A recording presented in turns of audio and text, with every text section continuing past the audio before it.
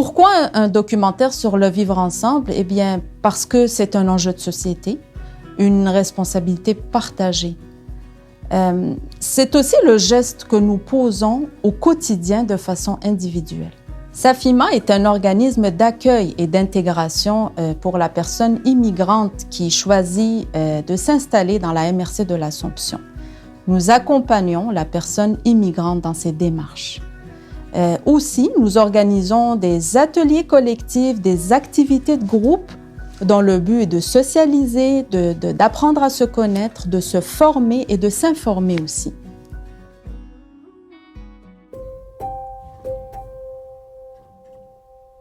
Je m'appelle Tommy Vargas, je viens de la Colombie. Puis je suis arrivé au Canada avec ma famille, mes 3 enfants puis ma femme. Ça fait 1 an et demi. Moi, j'ai un bac en génie civil. J'ai 10 ans d'expérience comme ingénieur civil. Mon nom, c'est Marie-Ève Lessard. Je suis chargée de projet pour la SNQ Lanaudière. Je m'appelle Caroline Lagoutari, Maleta Poukam, j'ai 16 ans. Je viens du République démocratique du Congo, en Afrique centrale. Et je suis au Québec, ça fait déjà 2 ans et demi. Et j'habite à Repentigny, ça fait 1 an. Donc, je suis en secondaire, en conciliation à l'école La Sainte-La-Croisée. Je suis venue avec ma famille, je suis venue avec mon petit frère, ma petite sœur et ma mère et mon beau-père. Alors donc, je m'appelle Pierre Godin, je suis conseiller pédagogique au niveau des familles immigrantes. Donc, je suis une personne qui accueille les familles et les élèves immigrants au centre de service scolaire des affluents. Mon rôle de conseiller pédagogique, c'est d'accompagner les familles pour aider leur intégration dans le milieu scolaire. Donc, mon rôle aussi, c'est de faire le lien entre le milieu scolaire, le communautaire. Je m'appelle Taïbat Bello. Je viens du Bénin, un pays francophone de l'Afrique de l'Ouest. Et j'ai immigré au Canada depuis 2016. J'ai un bachelor en banque et finance. Aujourd'hui, je suis analyste d'affaires. Avant d'immigrer au Québec, je travaillais dans une institution financière de la place de mon pays en tant qu'assistante de trésorerie qui me permettait de gagner décemment ma vie. Je m'appelle Loubna Boulmerka. Je viens du nord de l'Afrique, je viens d'Algérie. Je suis venue au Québec juillet 2016. Avant de venir ici, j'étais inspectrice centrale à la direction des impôts. J'ai un baccalauréat en droit. Je travaille actuellement comme assistante aux ventes chez Qualitech Signalisation. Je m'appelle Chloé No. Je suis co-chargée de projet pour le projet communautaire Femmes de tous les horizons. Je voulais offrir à mes filles une meilleure qualité de vie, une belle scolarité, de meilleures opportunités. En venant ici, j'ai renoncé à des choses qui étaient importantes dans ma vie. Ma maison, ma famille, mon travail, mes racines. Tout ça pour trouver une vie meilleure pour moi et mes enfants. Donc il faut vraiment avoir du courage pour tout laisser derrière soi et recommencer tout à zéro. La partie la plus difficile de mon départ, c'est surtout quitter ma zone de confort. Parce que je suis née, j'ai grandi au Bénin, je ne suis jamais sortie du Bénin. Mon premier voyage, c'était au Canada. Et j'avais déjà un boulot, une famille, j'étais établie. Donc, laisser tout ça derrière moi, reprendre à zéro, dans un pays où je connaissais personne, c'était un peu un défi pour moi. J'avais entendu parler de l'opportunité que le Québec et le Canada offrent aux immigrants, surtout aux immigrants formés. Puis je me suis dit, OK, on va essayer.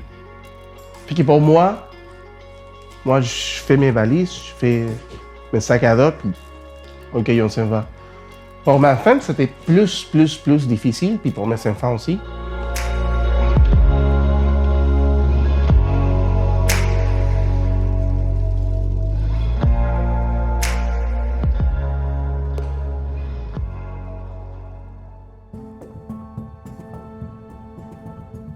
Ce qui a facilité mon intégration et mon adaptation, je dirais que ce sont les organismes un peu comme le Safima. Donc ça m'a beaucoup aidé, bien que j'avais déjà un background chez moi. ça m'a surtout permis de connaître la société canadienne, de savoir où chercher l'emploi et de m'outiller afin de pouvoir affronter les obstacles qui étaient sur ma route. La première chose que je me demandais, c'était, OK, comment je pourrais faire pour que mes enfants aillent à l'école? Je fais une petite recherche, puis j'ai trouvé l'organisme Safima. Ils m'ont orienté. Une semaine après, mes enfants étaient déjà à l'école. Mais grâce à eux, parce que je ne connaissais rien. Quand on a programmé de venir ici au Canada, j'ai pris le temps de m'informer, de voir la culture, de voir la politique. Rien ne m'a marqué, sauf peut-être que, et je trouve ça tout à fait normal, la curiosité et la méfiance des Québécois. C'est tout à fait normal, c'est humain parce que l'être humain, il a toujours peur de la nouveauté, quelque chose qu'il ne connaît pas. Le regard que les Québécois portent sur l'immigration, de mon point de vue, n'est pas très positif. Ils ont comme l'impression que les immigrants viennent pour prendre ce qui leur appartient dans leur pays, genre les emplois. Ici à Repentigny, il y a certains organismes qui nous aident, qui nous orientent et tout, mais la MRC doit leur donner peut-être plus de moyens. Et aussi, je trouve que la MRC doit informer les entreprises qu'il y a de la main-d'œuvre immigrante qui est qualifiée et qui est accessible. Je vais dire qu'il y a une grande différence culturelle sur le plan professionnel. Je vais dire la franchise.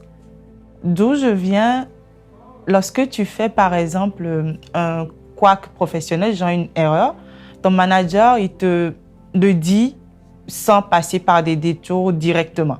Mais ici, j'ai remarqué que le direct, c'est pas le fort du Québécois. Il va passer par de petits détours avant de te dire ce qu'il veut ou ce qu'il attend de toi. Pour moi, la plus grosse difficulté, c'était l'hiver. Pendant le cours d'école, j'avais la difficulté de me réveiller parce que je n'étais pas habituée avec le froid. Parce que dans mon pays, il fait vraiment chaud. Donc, j'avais cette difficulté de me réveiller le matin avec la neige. C'était la première fois. Donc, c'était vraiment un choc pour moi. J'ai jamais eu froid de ma vie. Donc, c'était vraiment difficile de porter des manteaux, des bottes. Les activités aussi, c'était difficile pour moi de m'adapter, comme les patinages à glace. C'était la première fois que j'entends l'accent québécois. Par contre, dans mon pays, on parlait français. Mais le français d'ici, c'est vraiment différent que le mien. Donc, ça m'a pris du temps. Parce que ça m'a pris comme 4 mois pour mieux comprendre l'accent. Donc, les professeurs m'ont appris, m'ont orienté, m'ont dit on dit telle chose, telle chose. Donc, les amis aussi. Donc, je me suis fait des amis. Donc, Je suis venu comme étudiant étrangère parce que c'est le processus que j'ai choisi pour venir. La formation que j'ai faite en soutien informatique pour un citoyen canadien ou quelqu'un qui a la résidence permanente, ça coûte environ l'année, la formation, ça coûte environ 200-300 $ l'année. Pour moi, ça m'a coûté 22 000 $. Juste les frais de scolarité. Mon parcours d'immigrant résumé dans une seule mot, je dirais cher. Mais ça vaut la peine.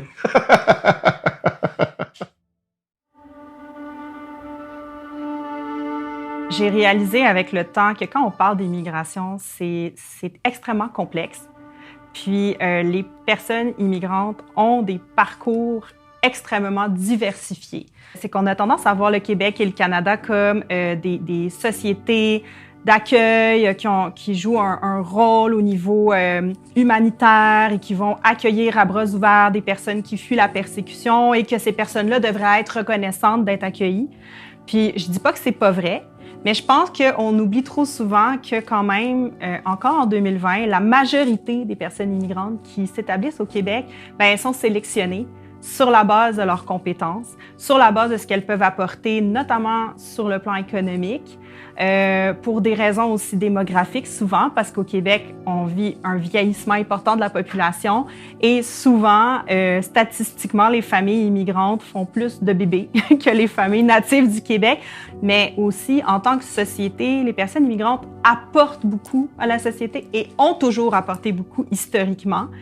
Fait que c'est l'intégration des personnes immigrantes ou le vivre ensemble, c'est une responsabilité partagée. Fait que c'est pas vrai que c'est juste aux personnes immigrantes de faire les efforts pour s'intégrer, pour s'adapter à la société. C'est à la société d'accueil aussi de faire preuve d'ouverture, puis d'aller au-delà des préjugés puis des stéréotypes. Nous, avec notre mandat des rendez-vous culturels, on leur montre beaucoup de notre Québec, mais aussi, ça serait aux Québécois aussi de s'intéresser à eux. D'où qu'ils viennent, qu'est-ce qu'ils ont fait dans leur jeunesse, c'était quoi la scolarité, leur mets traditionnel. Je pense que le vivre ensemble, c'est d'apprendre de l'un et de l'autre. C'est comme un peu une relation de couple. Alors, c'est sûr que nous aussi, les Québécois, il faut qu'on comprenne qu'on ne peut pas oublier un passé. Moi, j'aime utiliser le terme qu'on peut sortir l'humain du Québec, mais on ne peut pas sortir le Québec de l'humain. C'est un peu la même chose pour leur pays d'origine. On ne peut pas effacer leur passé, on peut rien effacer. Alors, c'est à nous aussi de comprendre leur réalité. Je pense qu'eux aussi, les immigrants, font leur effort pour bien s'intégrer. Ça serait à nous, Québécois, de peut-être ouvrir nos horizons. Dans ma classe, on est juste des immigrants. On peut dire on crée notre famille à nous. On partage, on essaie de parler de toutes nos cultures pour savoir les points communs qu'on a dans chaque pays. Mais on peut aussi rencontrer des Québécois, on s'est fait des amis québécois. Je décrirais la société québécoise comme une société très respectueuse et courtoise. L'immigration dans les écoles a augmenté d'une façon assez grandissante. C'est-à-dire qu'il y a 10 ans, à certaines écoles, il était à 11 % de personnes immigrantes de première et deuxième génération. Okay? Aujourd'hui, dans certaines écoles, ils sont rendus à 49-50 %. Donc, c'est tout de même une augmentation énorme. Certains milieux scolaires, c'est sûr qu'ils se sont retrouvés avec un peu, dire, oups, c'est comme on se retrouve avec plus de personnes immigrantes, mais ce sont plus des personnes immigrantes de deuxième génération. La première génération, elle a été toujours constante pendant les 10 dernières années, c'est-à-dire de 5 à 6 %. Mais depuis les 10 dernières années, c'est vraiment la deuxième génération. On a du travail à faire quand même avec les élèves de deuxième génération. Parce que tout de même, les parents, certains parents ont gardé leur culture, puis c'est correct aussi. Puis mais il y a tout de même, encore là, un travail à faire auprès des enseignants. Le Centre de service scolaire offre certaines formations interculturelles. Mais je te dirais qu'il y a encore du travail beaucoup à faire. On peut donner formations, mais moi, je crois beaucoup aux échanges entre les personnes pour qu'on puisse arriver à changer un comportement, à changer une façon de faire. Lorsqu'on comprend, lorsqu'on est à 2 personnes, puis qu'on apprend la culture, qu'on apprend la réalité de l'autre, on s'aperçoit qu'on n'est pas si différent que ça. L'immigration a toujours été présente au Québec aussi. C'est-à-dire depuis longtemps. Les premiers colons qui sont arrivés ici ont été accueillis par les Autochtones. Quand les personnes immigrantes arrivent ici comme ils vont découvrir un nouveau pays. Il s'est fait sûrement une idée du pays avant d'arriver. Quand je suis arrivée ici, je n'imaginais pas voir le Canada comme ça.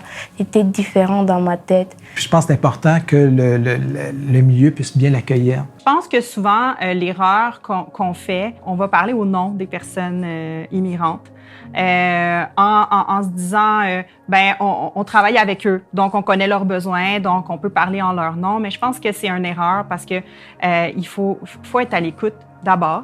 Les premières personnes concernées, les personnes qui vivent, les défis liés à l'immigration, c'est les personnes immigrantes. Si on leur laissait plus la parole, on serait surpris de voir toute la créativité, des fois, des solutions qui peuvent être proposées. Je pense qu'il y a ces deux choses-là à faire en parallèle.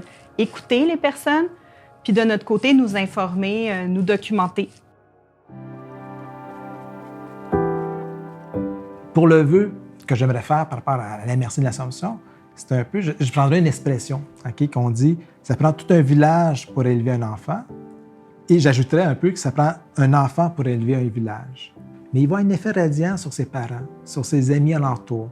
Donc, quand un parent va dénigrer ou encore va porter des préjugés qui sont un peu défavorables à des personnes migrantes, mais l'aspect que l'enfant va peut-être éduquer le parent, qui va peut-être le remettre en question, le parent, le mettre en déséquilibre, qui fait que moi, je me dis, c'est ça, moi, je pense que c'est un vœu, ça, c'est un peu dire que, pour moi, mon rêve québécois est vraiment d'amener à ce que, c'est vraiment amener les gens à vivre ensemble.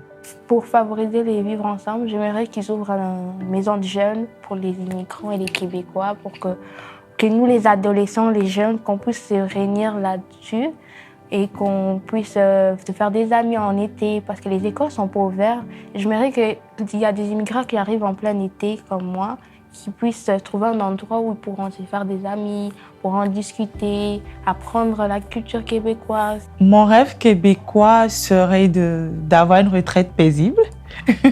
Le rêve québécois, c'est de vivre en harmonie et dans la paix. J'aimerais bien que les gens soient ouverts. On ne doit pas juger la personne selon d'où elle est venue. C'est pas parce que je connais une personne qui m'a maltraitée ou qui m'a insultée que toutes les personnes qui ont lié à cette personne sont comme ça. Donc, j'aimerais que chaque personne fasse ait son propre jugement des autres et ne pas être influencé. Donc, vivre dans la paix et l'harmonie. Puis mon vœu, de façon plus large, ça serait peut-être celui d'une meilleure représentation, de meilleure représentativité à tous les niveaux, finalement. Particulièrement dans les sphères de pouvoir, dans la sphère politique. Pour moi, le rêve québécois, ça serait comme de nous forger une identité québécoise qui reconnaît la richesse qu'ont apporté les différentes vagues d'immigration au Québec, tout en gardant notre spécificité. Mon rêve québécois, vraiment le vivre ensemble. C'est la richesse, en fait, depuis quelques années du Québec. C'est que les immigrants peuvent nous apporter beaucoup, comme nous, on peut aussi apporter beaucoup aux immigrants. On a un bon réseau de santé, on a un bon réseau de scolarité. En fait, c'est vraiment juste de mélanger toutes nos saveurs ensemble pour faire le Québec d'aujourd'hui. Le rêve de Safima, eh bien, on en a plusieurs, mais pour vous en partager un qui est important pour nous, ce serait de faire du vivre ensemble une responsabilité individuelle en vue d'un intérêt commun.